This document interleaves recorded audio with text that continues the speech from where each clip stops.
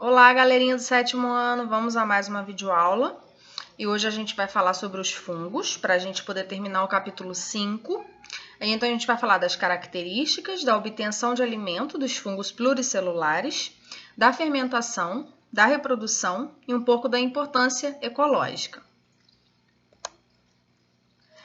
Característica dos fungos: parede celular constituída de quitina, 70.000 espécies descritas, porém acredita-se que existam mais de 1.500.000 espécies.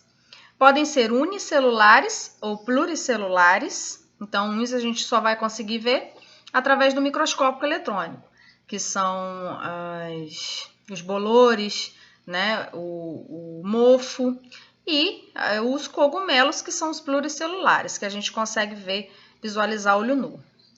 Onde a gente encontra os fungos?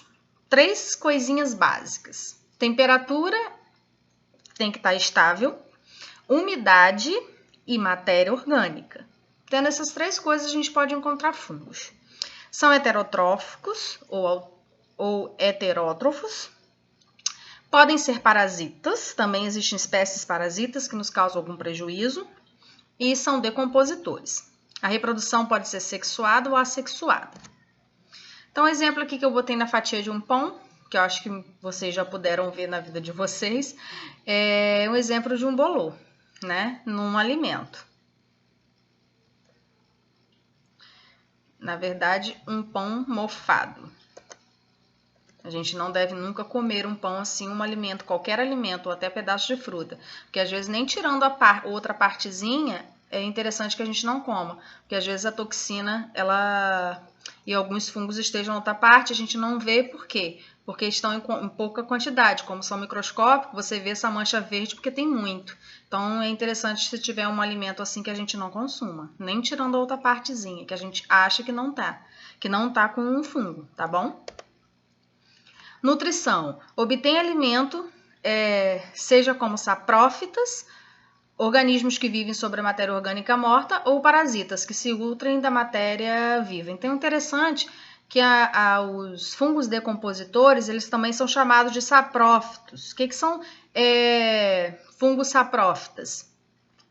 São fungos que se alimentam da matéria orgânica morta. Ou parasita, ele vai se alimentar da matéria orgânica de um hospedeiro vivo, né? Então você tem aqui um exemplo de um cogumelo. Então, você tem o corpo de frutificação, que é esse que fica para fora do solo. A reprodução ocorre aqui, no corpo de frutificação, tá? Tem as hifas, que é onde o fungo se fixa e absorve o alimento. Então, aqui um exemplo de cogumelo, como que eles conseguem obter alimento, né? Então, você tem tipo umas raizinhas, mas não é raizinha, né? Porque eles não são plantas, né? Pertencem ao reino fungi. Não fazem fotossíntese, enfim. Então, essas raizinhas aqui, elas possuem enzimas digestivas, que eles liberam, né? Que são ácidas, e conseguem aí digerir a matéria orgânica. O conjunto dessas hifas, por onde eles conseguem, ali apresentam várias enzimas digestivas, qual eles conseguem, são ácidas, né? Conseguem digerir a matéria orgânica. Então, você tem aqui, por exemplo, essa setinha, as enzimas digestivas, então vai tirar ali a matéria orgânica, aquelas substâncias da matéria orgânica, o amido, as proteínas, e vai conseguir absorver.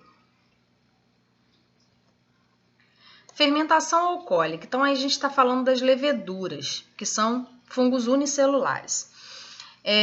O nome científico dela, Saccharomyces cerevisiae.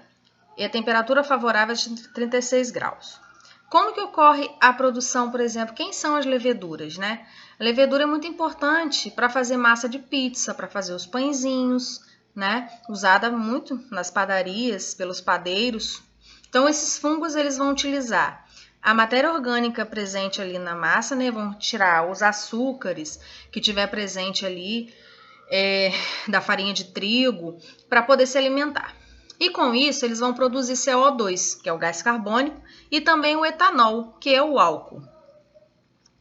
O CO2 é o produto desejado, uma vez que faz a massa crescer. Então, quando você está fazendo uma massa de pizza ou um pãozinho, você deixa descansar. E às vezes você bota até um panozinho em cima para a massa aumentar. Isso é para quê? Para que aumente a produção do gás carbônico, do CO2. E que a fermentação aumente com isso também o metabolismo do fungo.